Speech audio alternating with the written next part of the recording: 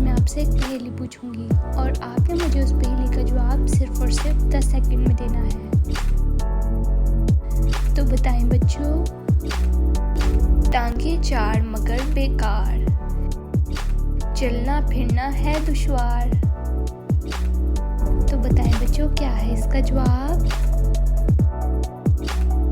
सोचिए सोचिए।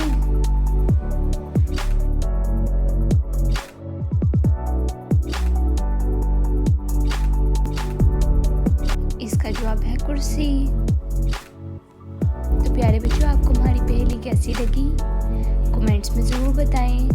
हमारे चैनल को लाइक, सब्सक्राइब और शेयर करें और हमारी हर आने वाली न्यू वीडियोस को अपने दोस्तों के साथ शेयर करें। अल्लाह हाफिज़।